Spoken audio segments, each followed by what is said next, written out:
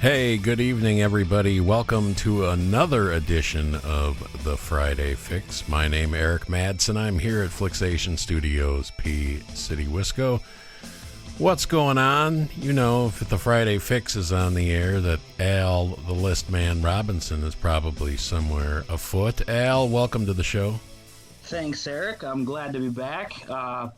Always enjoy doing this show, and I'm excited to talk to Quentin's dad. This is awesome. Al, big fantasy face-off this week. I'm taking you on. I'm winless, so take it easy. That's right. On me, We're Al. facing each other, aren't we? Yeah. Yeah, I got smoked by Chad last weekend. It was embarrassing. Well, we can't all be like the Packers, Al. I'm sorry. But, Right.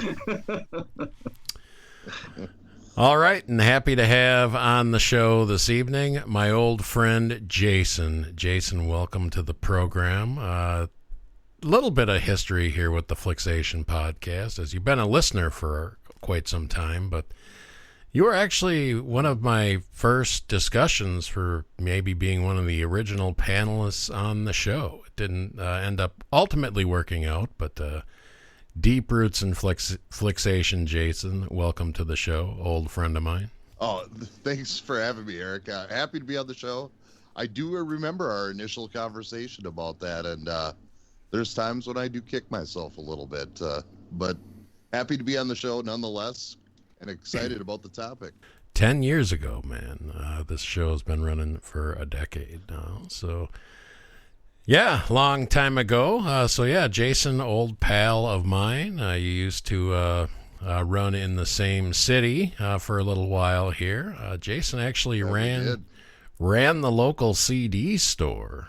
Well, a little actually in Portage. It was after this year we're talking about tonight, but mid-90s-ish, Jason, but got a lot of first release stuff through you, man. Good times. I do remember, actually, the first time I had met you, our discussion was about Ween, and I knew I had met someone very cool if they knew about that band. God, I wonder if we might be discussing Ween again this evening. We'll have to see.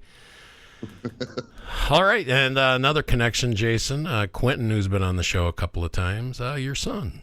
Yeah. In fact, I just ate supper with him tonight, and he says hi to you guys, and he's very excited to be able to listen to this show. All right, Friday Fix. Typically these days, that means we're talking about a year. Al and I do a bunch of these, always fun and always popular with you folks out there. So thank you for listening and tuning in for another one. We've been bringing guests along lately and asking them to bring a year with them. So Jason, what year did you bring with, and why that year, man? The year I chose was 92, and that is the year I graduated high school, when life and the world opened up. Boy. Year before I graduated high school, so I graduated in 93, a year we've talked about on the show already. But I was right there, 17 at the time. Al, how about you? 92, I just turned 10. I forget. What is that, like fourth grade? God, yeah, I don't even know. So I was Something probably like chasing the girls around the playground and, picking up my nose and everything else. All right. Early operator, Al. Good for you. Oh, yeah, smooth operator. All right, so 1992 here tonight. We'll talk our top 5 albums from that year, our top 5 singles from that year, and our top 5 films from that year. So 1992, guys, a little bit about that year. Of course, Bush the First was president at the time. 92, the last time that the Summer and Winter Olympics would be held in the same year. It was always that way growing up for me. And then after 92, they split to, winter and summer being 2 years split. So last year where they were both together, 92 is the first year CDs outsold cassettes. Al, the sports champions that year. Get a load of this. The Blue Jays won the World Series. Yeah. We'll call them the Washington football team, won the Super Bowl. And I believe this was the first of the Michael Jordan Chicago Bulls championships. The first text message in history was sent this year, 92, by creator Neil Papworth. And that text message, of course, Merry Christmas. Wow. All right. That's cool. And I suppose they didn't have emojis back then. No, probably not. All right, so you guys, I don't know if somebody's going to pick this song tonight, but big action in the reggae scene as the Guinness Book of World Records holder to this day of the biggest reggae song, and it was a Canadian white guy of all things. Oh, I know what you're talking about. Snow's Informer, Wow. the world record for the highest selling reggae song and the highest pop charting reggae song. So That's amazing. Al, this was the dream team in the Olympics, the original dream team. One thing I did not know until I was researching for this show, the dream team in the Olympics never called a timeout. What? No timeouts called through the entire Olympic tournament. So Oh my God! they were I that suppose good. They had the lead probably the entire time. Pretty much. That bench was deep, though. That Yeah, I would say. Especially MTV. Christian later. Yep. MTV debuts The Real World in 92. The whole Amy Fisher, Joey Buttafuoco thing went down in 92. Mm-hmm. The big Christmas gifts that nobody could get this year. The first rollout, or the first modern rollout of the Troll Dolls and the original Super Soaker coming out in 92. I love those things. Yep. wow. Top 3 TV shows in America: Roseanne at number 1, Home Improvement at number 2, and Murphy Brown at number 3. On the 2 video games that kind of I find groundbreaking that released in 92, the first Mortal Kombat and Mario Kart, 2 games that I've been a fan of for some years. So put it in perspective a little bit, that's 1992. All right, so let's talk about the music of 1992, Al.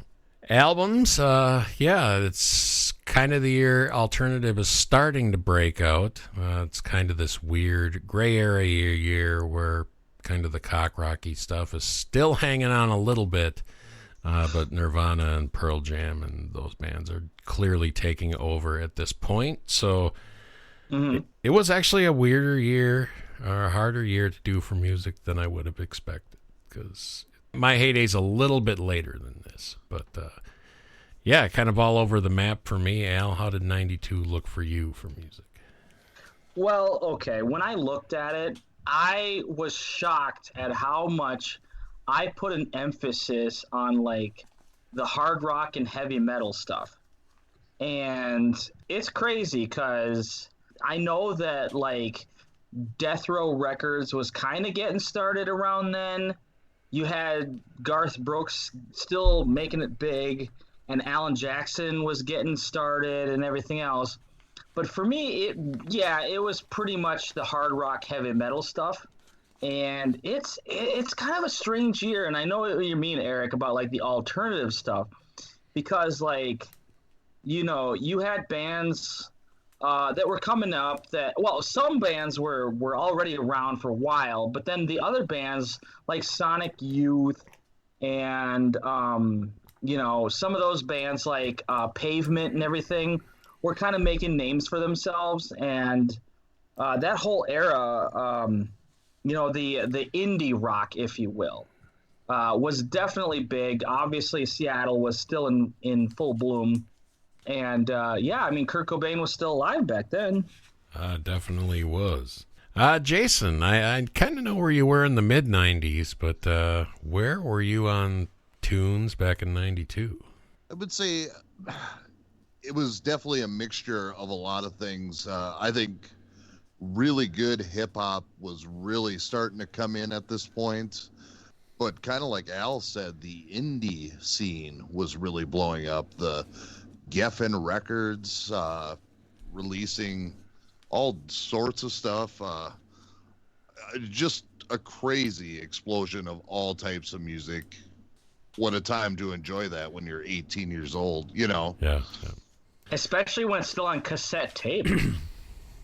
Yeah, I'm trying to think where exactly I made the full switch, but I don't think I had Nevermind on cassette. I don't remember that, but I was probably pretty close to moving over at this point. But Al, we always start with you. How about some honorable mentions and your top 5 albums of 1992?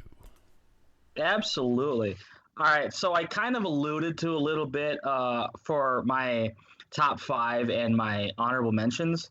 I only came up with 3 honorable mentions for albums this year, only because I know I could have named more, but I felt like these 8 were really the ones that I do listen to the most and have the most affection for.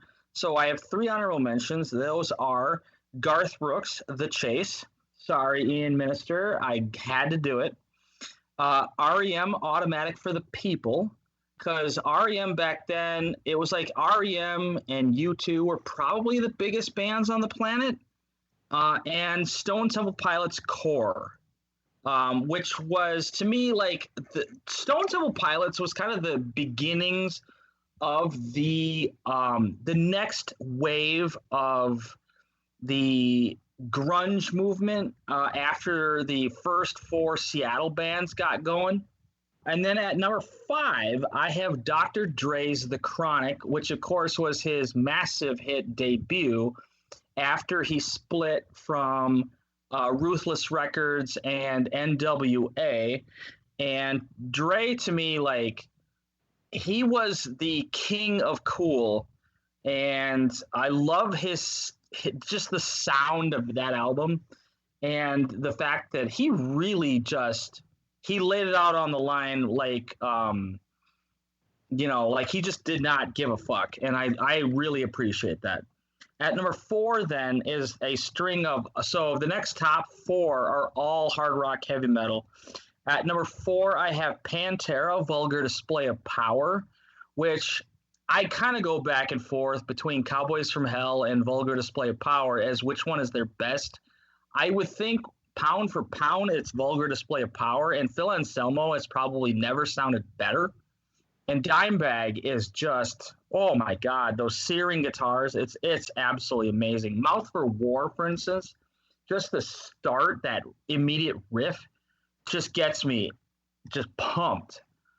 Number 3, I have Megadeth, Countdown to Extinction, which I think is an underrated album actually in their arsenal, because everybody usually talks about like Rust in Peace and some of those early 80s albums.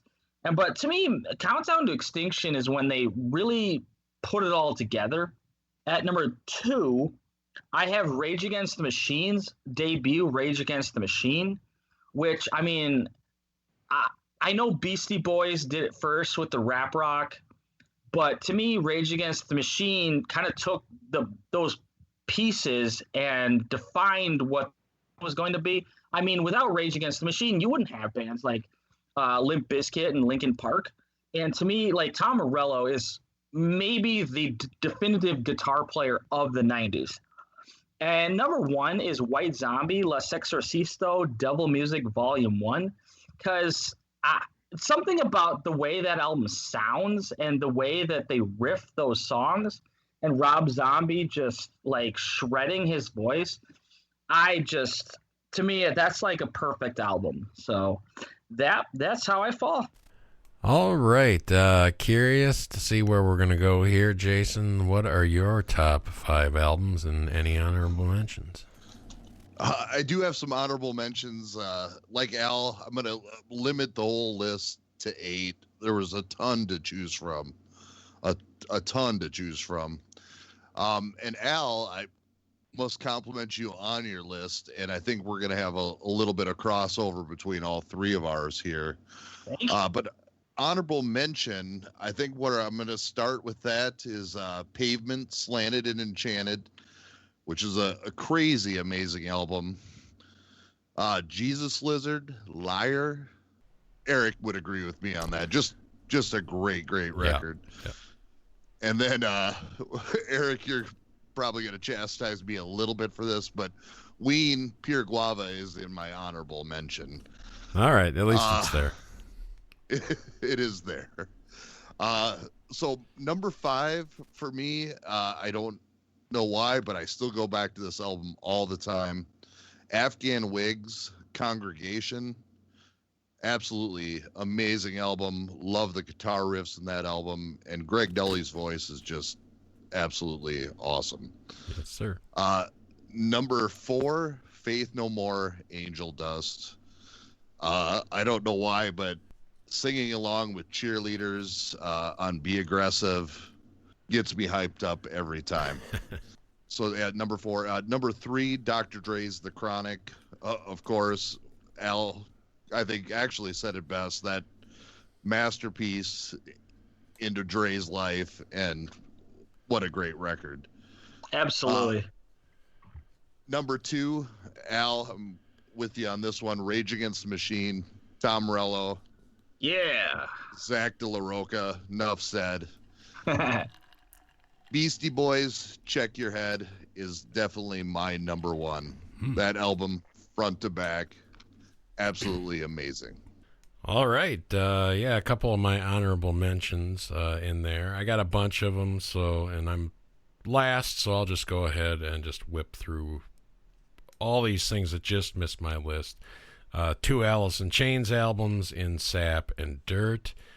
Tori Amos's Little Earthquakes, Lemonhead's It's a Shame About Ray, Helmets in the Meantime, Suicidal Tendencies, Art of Rebellion that year, Danzig 3, Ministry, Psalm 69, Morphine's Good, The Grave Dancers Union by Soul Asylum, and The Chronic, making my honorable mentions here. Stone Temple Pilots Core, I will mention that too as well. But my number 5, you just mentioned it there, Jason, Liar by the Jesus Lizard. I would probably put that at my second favorite Jesus Lizard album. The other one, my favorite, probably still shot by a little bit, but Liar, fantastic. I could go for a Boilermaker right now. Oh, yeah. Number 4. I don't usually put compilation albums on, but this one was a big one for me. I listened to this over and over again. It's not the Bodyguard soundtrack, is it? It is not, Al. I'm afraid. But this would actually be the Singles soundtrack. Allison, mostly Seattle stuff. There was a couple of, actually 2 bands on this weren't from Seattle. That would be Paul Westerberg from The Replacements did some solo tunes on there, and he's from Al's neck of the woods over in Minneapolis. Sweet. Last tune on there is a Smashing Pumpkins song. Obviously, they're from Chicago, but everything else on here from the Seattle bands up and coming at the time. Great solo Chris Cornell track. A couple of pretty decent Pearl Jam tunes. Maybe the best Mother Love Bone song there is, and it's a fantastic song to boot. Some Mudhoney, some Screaming Trees, they're all here, guys. Even Hendrix, Seattle boy, on this thing. But the single soundtrack, fantastic compilation disc. Number 3. Yep. I was going to say, don't forget the Led Zeppelin cover. Yeah, the Love Mongers. Yeah. Yes, absolutely amazing. Yep. Ann and Nancy Wilson of Heart there, covering the Battle of Evermore. Definitely a great rendition. Number 3, kind of love this album. I know it kind of gets swept away sometimes, but Incesticide came out in 1992. The Nirvana B-Sides and Rarities album. Some great cuts on there, absolutely. Number 2, Ween's Pure Guava. Great Ween disc. A great transition disc between the pod and chocolate and cheese. Some great cuts on there. The end of the electronic Ween era, pretty much. And my number 1, another Jason crossover here, of course. The Great Angel Dust. Probably the Faith No More masterpiece, if I am to make that vote. I'd agree. Yep, love it. Last Jim Martin. They haven't been quite the same since. They're still, King for a Day still great, and Album of the Year still great, but Jim Martin, man, he fits Faith No More for me better than anybody. But Angel Dust, fantastic. So check it out. All right, let's move on to singles, guys.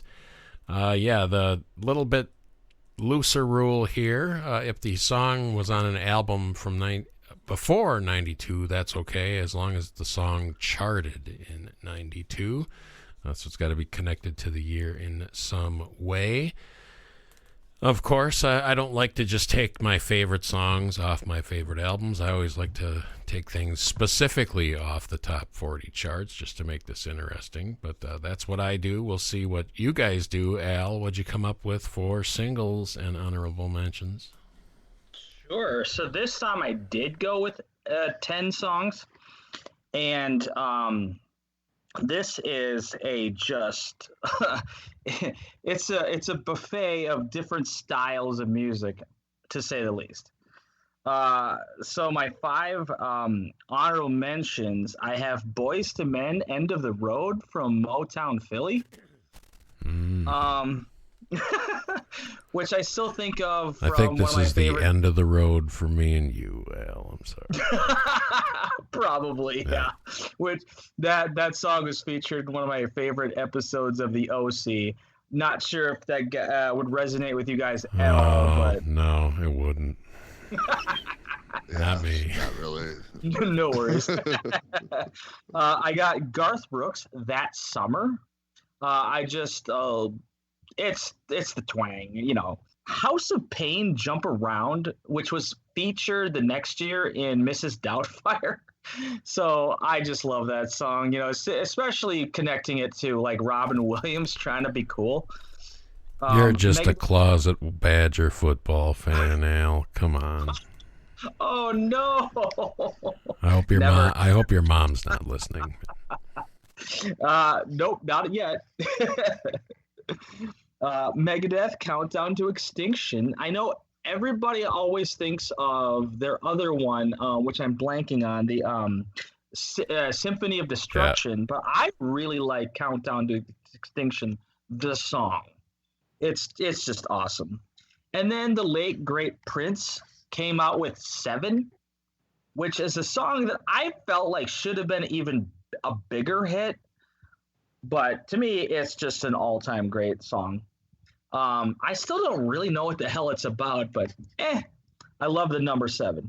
At number 5, I have Rage Against the Machine, Bullet in the Head, which is one of the angriest songs I think I have ever heard. And the way it just kind of a slow build, like when I was talking last time about Metallica's, it doesn't matter. The song that I mentioned on the 96, but it's another good slow build that just explodes in anger. At number 4, Garth Brooks, We Shall Be Free. So yeah, had to do it. I had 2 Garth Brooks. I know it's maddening. Number 3, one of my favorite hip hop songs I've ever heard, which is Crisscross Jump, because like, how did that song ever happen? It's still a mystery to me. The fact that they found these 2 kids in a shopping mall and they put backwards clothes on them and these guys could rap. Okay, sure, why not? Number 2, Dr. Dre, Nothing But a G Thing, which, I mean, just that I fucking love that shit. I could listen to that all day long. And just hearing Snoop and Dre go back and forth, That to me is maybe the best rap song I've ever heard. And at number one, this is a very schmaltzy song. I used to roller skate to this, but it does kind of remind me of my childhood, and that is Patti Smythe and Don Henley. Sometimes love just ain't enough. Al, you sentimental son of a bitch. I am. All right, Jason, what you got for singles? So I just have 6 of them, and they really could be in no particular order. So I'm just going to start at the top of my list here. Alice in Chains, Wood. Eric, like you, the single soundtrack was a big listen to for me. And for some reason, just hearing that intro bass line to that just gets me every time. So What You Want by the Beastie Boys. I'm going to go with Rage Against the Machine's Bomb track, that being the intro to their album. Something about that opening riff just gets me every time, too. And then, Eric, because of the rules, I'm going with Under the Bridge by the Red Hot Chili Peppers, which charted that year, and Creep, Radiohead. Nice. Yeah, that's a good one. All right, a couple honorable mentions for me. Smells Like Teen Spirit, rocking that year. Rex and Effect, Al, doing the rump shaker. God, what was it with the rap that year? Yeah. Big stuff. Green Jelly and Three Little Pigs that year. A fun song and a fun video. Hunger Strike from Temple of the Dog hit in 92. Oh, I did not know that. Yeah. That would have been in mine. Pop guilty pleasure of mine. Damn, I Wish I Was Your Lover by Sophie B. Hawkins, and Unsung by Helmet. All just missing choice. My list. All right, my top 5. Number 5, the song Hit from Icelandic band The Sugar Cubes. Bjork actually heading the band at the time. I'm sure if you heard the song, you'd know it. But Hit by the Sugar Cubes, my number 5. Moving over to Canada for number 4, the Crash Test Dummies Superman's song coming in there. The song that introduced me to these guys, a guy I used to work with, used to listen to this album. Very memorable song, the Dummies talking some Superman. Number 3, the intro cut to the Grave Dancers Union album, Somebody to Shove by Soul Asylum. Number 2, one of those songs I've heard a million times and still like every time I hear it, Man on the Moon, R.E.M. Just gets me. And number 1, probably the song I really got into the most from, or at least of the hits, from Nevermind, but I'm going with Come As You Are for number 1. Oh, yeah. So Man on the Moon, like now I associate that, like I know it's about Andy Kaufman, but I always think of Ian the Minister because I know he's a huge Andy Kaufman fan. Yeah, yep. For sure. So 1992, let's move on to films, guys. A little bit to put 1992 in context here. The top 5 money winners that year, Aladdin, and guess how much it made, Al? 1992, the top film. So are we talking worldwide? Yeah, worldwide we'll go with. Oh, man. I'm going to go $700 million. Not too far off, but way high. The number 1 film, Aladdin, that year, took in just over $500 million. So... Gotcha. Okay. Well, we had 500,000 would be quite a bit different. We had 7 films in 2019 that broke $1 billion. Right. Although I wonder what inflation would make the difference as. Probably a few 100,000. So, yeah. All right. Number 2, The Bodyguard. Number 3, Home Alone 2, Lost in New York. Number 4, Basic Instinct, and Lethal Weapon 3, the number 5 film of 1992, Clint Eastwood winning Best Picture for Unforgiven that year. Al Pacino gets Best Actor for Scent of a Woman. Emma Thompson, Best Actress, Howard's End. Marissa Tomei for My Cousin Vinny in the Supporting Actress category. So that's some of the awards stuff from 92. Here's some fun stuff, Al. These are actors that had their first role on film in 1992. You got Rose McGowan coming in there, Encino Man.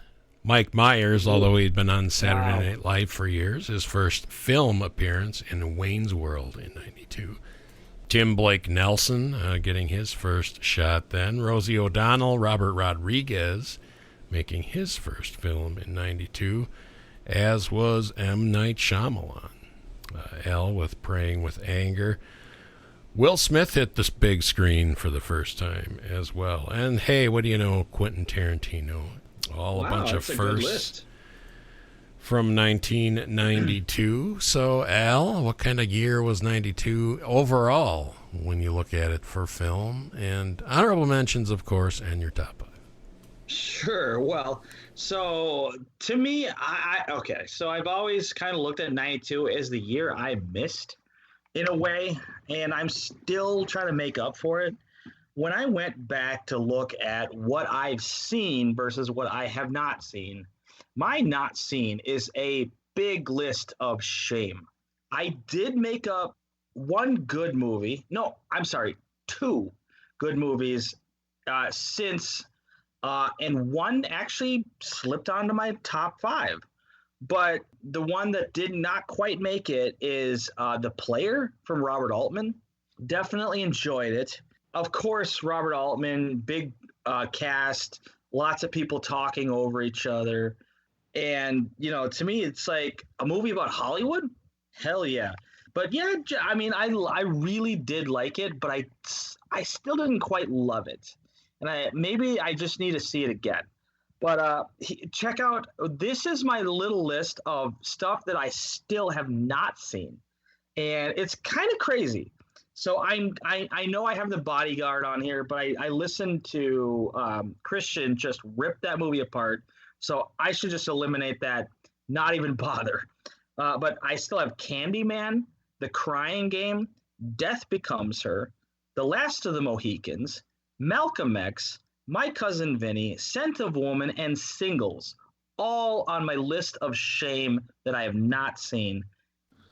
I suck. As much as I like the soundtrack, I don't think Singles is that good a movie.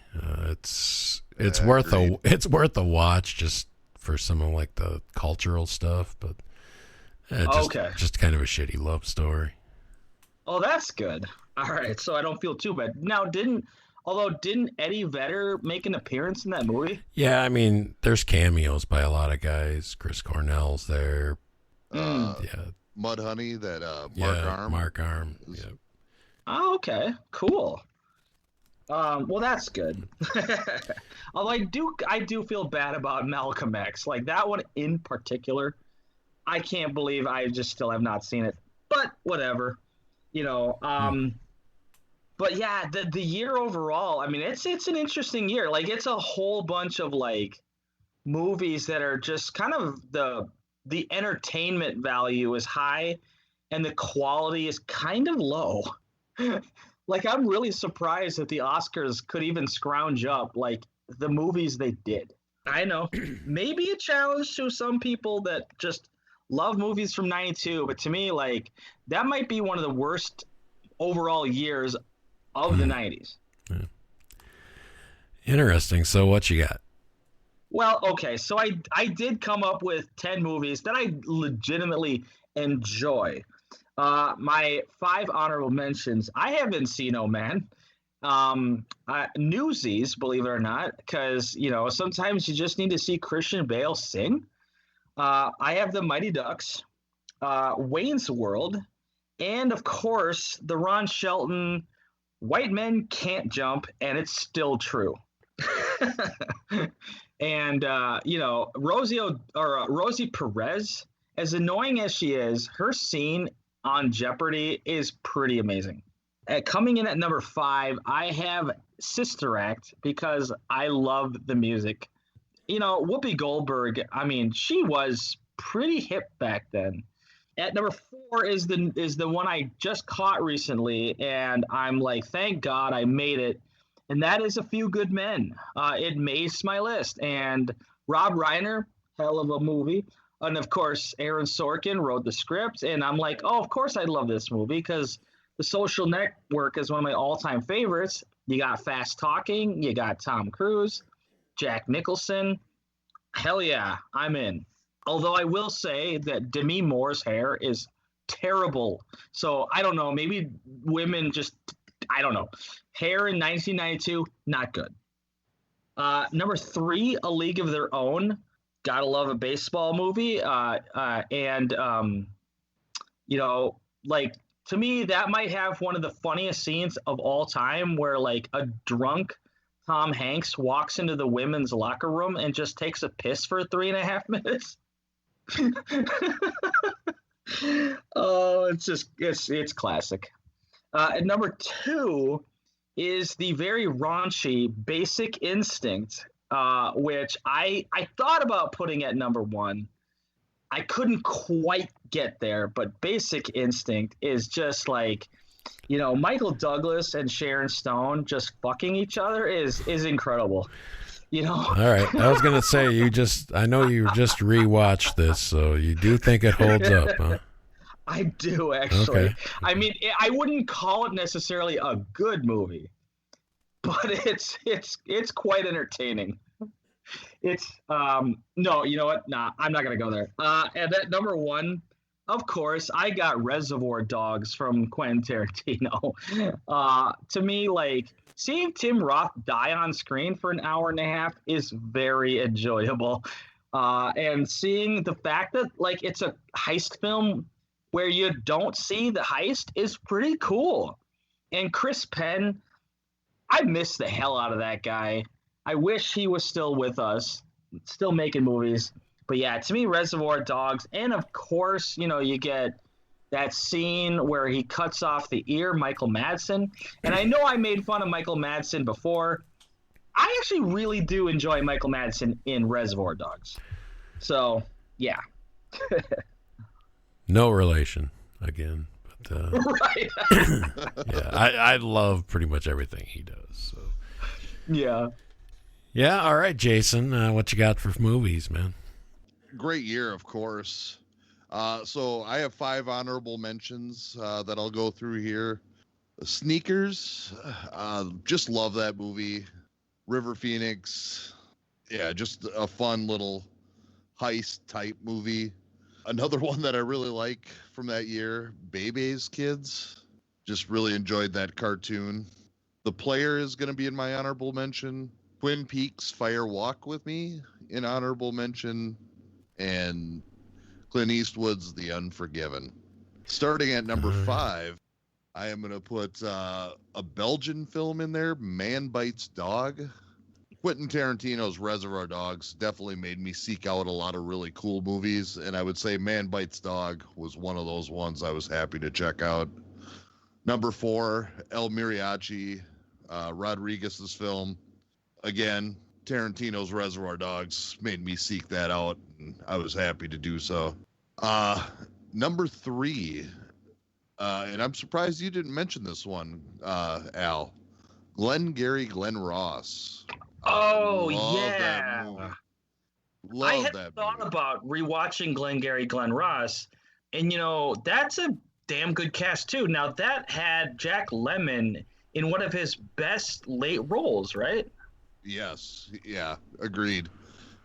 And early on Kevin Spacey role too. Right. Yeah, Is he the Al Pacino closing guy? spraying spittle all over everybody for 90 minutes. Yeah. But Alec Baldwin steals the show. That Yep. closer speech is just amazing. Oh, that's Alec Baldwin. Oh, okay. Yeah. You know what the sad part is that director James Foley went on to make the god-awful 50 Shades Darker. Oh, wow. Yeah. Bad news. So my number 2 film, and I love this director, Abel Ferrara's The Bad Lieutenant, Harvey Keitel, just amazing in that role. And I know there's an R version and an NC-17 version. You have to watch the NC-17 version. It's just way better. It's what he wanted as a film. And of course, my number 1 is Reservoir Dogs, Quentin Tarantino. Yeah. All right, guys. Great list. All right, some honorable mentions here. Juice, Wayne's World, Stop or My Mom Will Shoot, starring Estelle Getty and Sylvester Stallone. Nice. Gladiator came out on the festival circuit in '92, I believe. White Men Can't Jump, of course, and Glenn Ross, making my honorable mentions. Nice. Number 5, I just watched it again last, 8 months ago. Love the film. It's always great. It's great. Michael Caine. The Muppet Christmas Carol coming in at number 5 for me, guys. Yeah. Revisit that aplenty. Number 4. I think you guys have talked about Reservoir Dogs to this point. So the number 4. Number 3, easily my favorite film of his, Unforgiven, Clint Eastwood. Just gold. Gene Hackman in that one. So Unforgiven. Number 2, Batman Returns, the second Michael Keaton Batman film, the second Tim Burton one, fantastic as well. And number 1, nobody's going to be surprised by this, Twin Peaks, Fire Walk with Me. Lynch has a film, it's probably going to be my number 1 of that year. So, yeah, that's how it goes. Good work, men. 92. Hell of a year. Interesting. Hell of a year, yeah. I will say, I did put it in my honorable mentions, but Robert had said on the show probably about a year ago now that he had revisited Wayne's World after not seeing it for many years, and it did not hold up for him. Oh, so I did rewatch it maybe 6 months ago, and it's not very good. It is not very good. So may want to revisit that one. Nobody put it on their list. There was honorable mentions, right? Al, you didn't sneak it on there, did you? I think I had it as an honorable mention. But to me, the if she were president, she'd be Abraham Lincoln. I mean, that's pretty good. I guess. Yeah. And then the banning of no playing Stairway to Heaven. That to me, I always love that joke. All right, so Al, thanks as always for joining us here, talking 92. We're going to have to start looking for the next victim. We've darn near got the 90s covered, but there's got to be a couple years in there. I love these 90s shows because that's my favorite music usually. So, yeah. What you up to, Al, coming up here? Sure. I mean, I have somebody who's absolutely just dying to come on the show. So hopefully we can get something planned out for that. I mean, I don't think we've talked about 91 yet. And I can say that as of now, I think my all-time favorite album came out in 1991. Oh, all right. We'll have to make that happen one of these months, Al, for sure. Thanks for joining us as always. And Jason, welcome, man. Welcome to the show. It's been great having you. I hope we can get you on for something else in the future. It's been a blast, man. Hey, I'd love to do something in the future. This is great to do. And great to get to chat with you again, Eric. And you as well, Al. Oh, thank you, Jason. It was good to talk to you, too. And, of course, you, Eric. Well, thanks, Al. Thank you. Shortly after the release of this, will probably be our quarantine special where we talked about Kamikaze 1989 and Total Recall, the Schwarzenegger version. So that should be out shortly after this. Al, this Oscar season, what a mess this is going to be. This right now would be right when we'd be doing your predictions for the early predictions for the Oscars. Yeah. Yeah. Well, okay. So I have, for anybody who's listening who does follow the Oscars, there is possible Oscar news, and that is Nomadland has now won both the Venice Film Festival Golden Lion Trophy and the Toronto International Film Festival's People's Choice.